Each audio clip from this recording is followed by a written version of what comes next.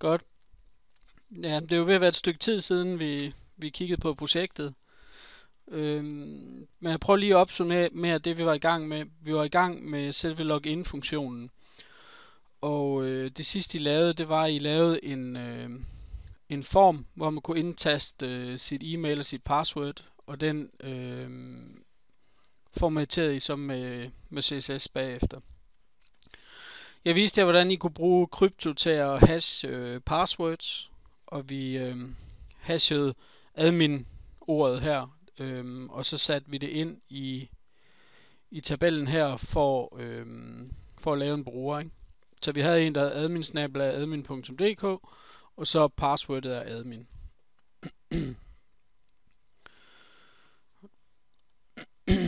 I vores home controller, der lavede vi en action, der hed login, så vi kunne bruge den til at stille hen til, når vi skulle logges ind. Så lavede vi en som vi kaldte login, eller en HTTP post, som vi også kaldte login, som er den e-mailen og passwordet skal sendes til, når vi trykker på knappen over i vores form. Det kan I se her, det har vi defineret her i action. Jeg tror, det var der, vi så nåede til med selve login-funktionen. Det næste, vi skal til, det er, at vi skal have lavet en model, som vi kalder bruger, og så skal vi have lavet en factory, hvor vi kan lave vores login-check i. Vores bruger, den skal jo selvfølgelig afspejle vores tabel, så vi skal have lavet en property for hver kolonne, der er i vores tabel her. Så vi må se, om vi ikke kan få det til at lykkes.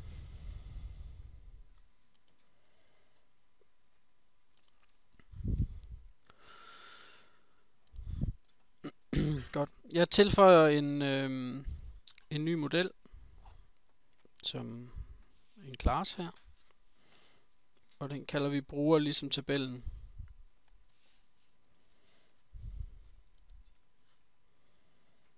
Sådan.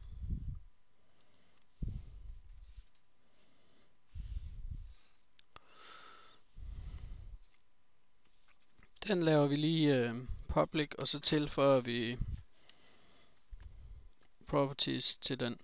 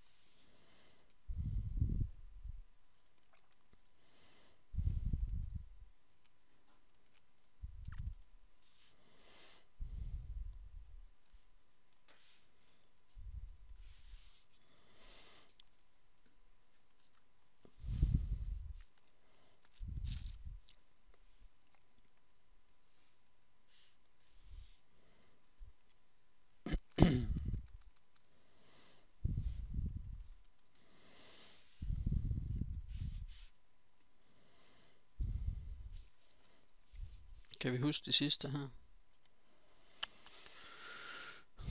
Navn, adgangskode, e-mail, transfer level, som var en int.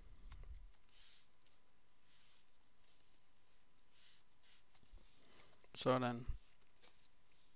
Ser det ikke meget rigtigt ud? Vi mangler navn.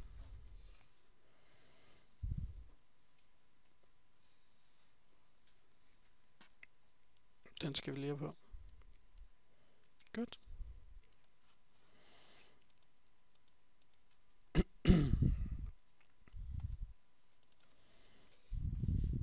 Sådan.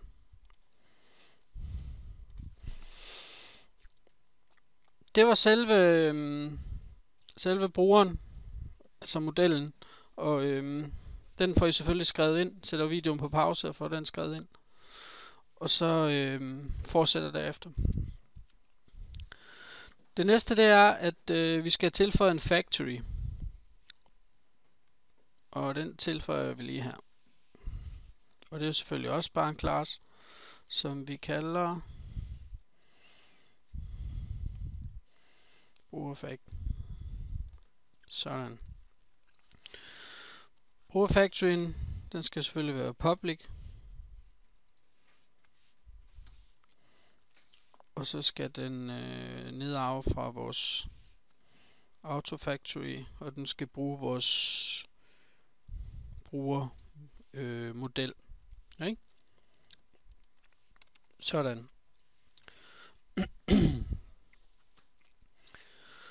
Herinde skal vi have lavet en metode, som kan bruges til at tjekke efter, om brugeren eksisterer i databasen. Og den kan vi egentlig lige så godt lave med det samme, mens vi er herinde, fordi så er det jo fikset.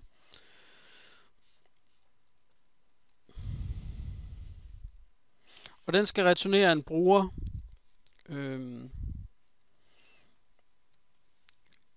ud fra et e-mail og et password.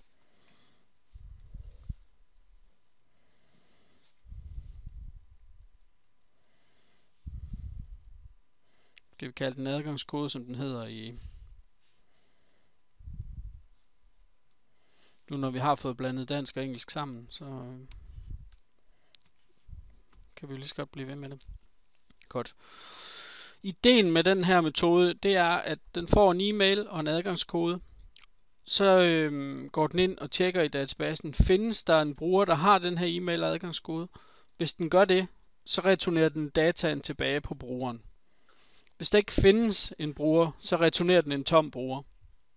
For så kan vi bruge det til at tjekke på, om man logget ind eller ej. Eller om det eksisterer eller ej.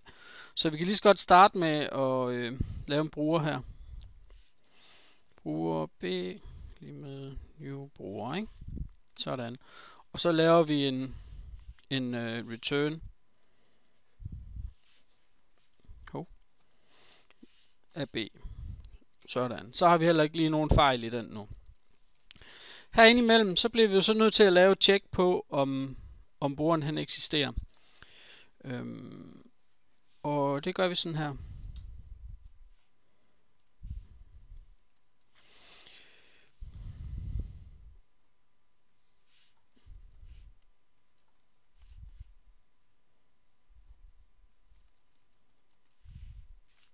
Det skulle ikke lige være en string. Den kan vi nok ikke lige bruge til at oprette forbindelse til databasen med.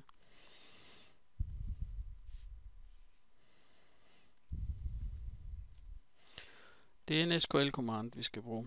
Og en SQL-command, det ved jeg ikke, om I kan huske, men den skal have to ting for at fungere. Den skal have en forespørgsel til databasen, og det er i form af SQL.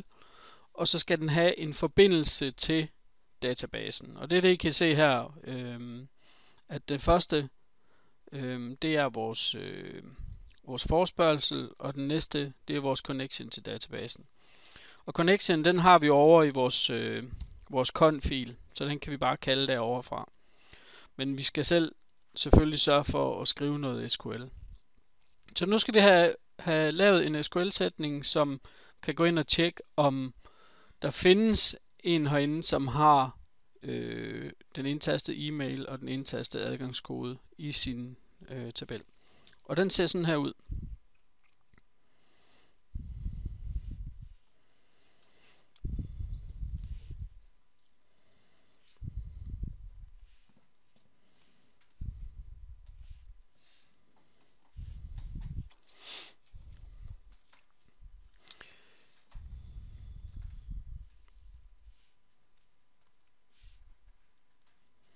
Og vi bruger jo selvfølgelig parametre, så dem sætter ind.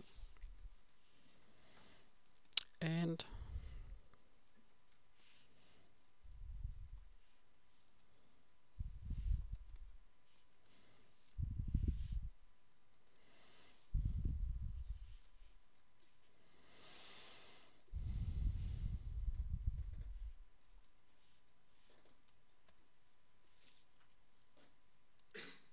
Sådan. Vælg alt fra tabellen bruger, hvor feltet e-mail er lige med parametret e-mail, og feltet adgangskode lige med parametret adgangskode. Og så er det selvfølgelig vores connection her, der bestemmer, hvad er det for en database, vi arbejder med. Men det har vi jo defineret over i vores conf-fil herover. Okay? Godt. Så skal vi bare have tilføjet eller have tilføjet e-mailen og adgangskoden til parametrene. Og det gør vi sådan her.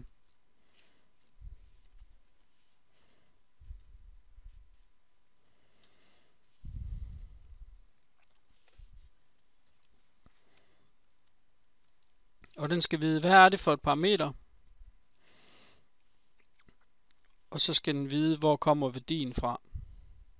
Og værdien den kommer jo op fra variablen.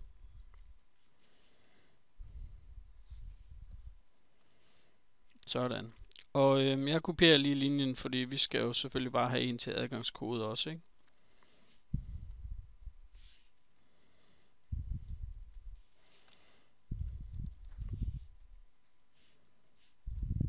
Sådan. Det var værdierne til parametrene. Og så skal vi sådan set egentlig bare have det hele eksekveret, altså have eksekveret vores command, og så have puttet det i en reader, og så tjekker vi om, er der noget vi kan læse. Hvis der er noget vi kan læse via readeren, så har den fundet en række i tabellen, som matcher det indtastet. Hvis der ikke er noget vi kan læse, så er der ikke nogen bruger, der har den e-mail og adgangskode. Og det gør vi sådan her.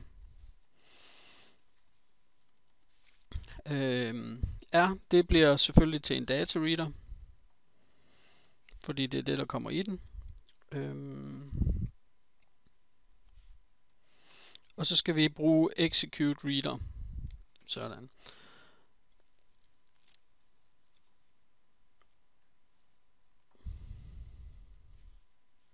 Godt. Så vi tager simpelthen vores command, vi har lavet heroppe, og siger, at den vil vi gerne have eksekveret sammen med værdierne fra parametrene. Og det vil så komme ind i den her variabel, som vi kalder r. Okay?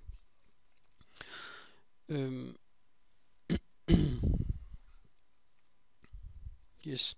Så kan vi lave noget tjek nu på, om der er noget at læse. Vi kan sige f r.read. Det betyder, hvis der er noget at læse i vores reader, så kan vi sige, at den skal gøre et eller andet. Og det vi gerne vil have den til at gøre, hvis der er noget at læse, det er, at den skal simpelthen tage dataen fra den bruger, den har fundet, og så putte i vores bruger her, vi kalder B. Okay? Fordi så får vi ham udfyldt, og så bliver han returneret hernede. Hvis nu der ikke er noget at læse, så vil den ikke udfylde ham, og så vil den bare returnere en tom bruger. Og så kan vi bruge det til at lave noget tjek på, om i vores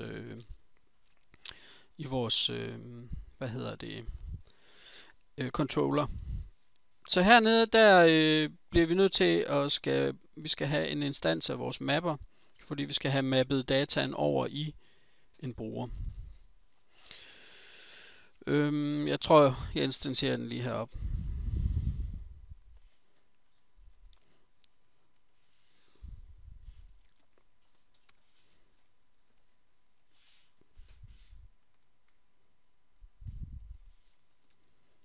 Sådan.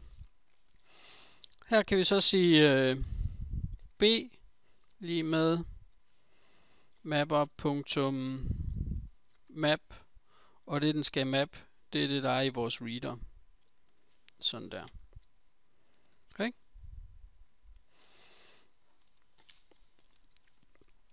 Så hvis jeg lige skal gå det hele igennem igen, for lige at være sikker på, at I har forstået det. Så heroppe, der laver vi en public bruger, som vi kalder login. Og den returnerer selvfølgelig en model af typen bruger. Dens formål det er at tjekke, findes der en bruger, der har det her e-mail og adgangskode. Hvis den gør det, så returnerer den en bruger med alt hans data. Hvis han ikke eksisterer, så returnerer den en tom bruger. Vi putter det indtastet e-mail og adgangskode i. Vi laver en instans af brugermodellen, og vi laver en instans af vores mapper. Så laver vi en using her, hvor vi laver en SQL command. Vores SQL command, den skal bruges til at kigge i databasen med, om findes der en, som har den her e-mail og adgangskode, der er indtastet i vores database. Hernede laver vi to parametre, eller tilføjer vi værdien til de to parametre e-mail og adgangskode ved at kalde parameters.addWithValue og så sige, at parametret e-mail skal være lige med e-mailen, som blev tastet ind heroppe. Adgangskoden skal være lige med adgangskoden, som blev tastet ind deroppe. Så de to værdier, de kommer til at stå her i SQL-sætningen. Så eksekverer vi vores command, og det gør vi ned i en variabel, som vi kalder R. Så R her, det er vores data reader nu, som hvis der er noget data, der er fundet via forespørgselen heroppe, så er der noget at læse i den. Så hernede laver vi et tjek. Er der noget at læse? Så tager vi det, der er at læse, det vil sige, det er en række fra tabellen med en eller anden bruger, og så mapper vi det over i vores bruger B, som vi lavede heroppe. Hvis nu den ikke havde fundet noget, så vil den ikke køre det, der står herinde i, og så vil brugeren stadigvæk være tom, fordi at vi har bare defineret en ny bruger her, og så står der jo ikke noget i den. ID'et vil for eksempel være 0, og alle de andre felter vil være tomme.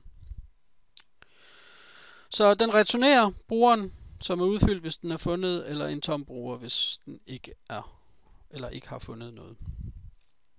Godt. Få lavet brugerfactoryen her, og så fortsæt derfra med at binde det sammen i controlleren. Det gør vi lige om lidt. Men sæt på pause og lave factoryen og metoden her. Godt. Det næste vi skal, det er at vi skal have bundet det hele sammen. Og det gør vi herover i vores home controller, fordi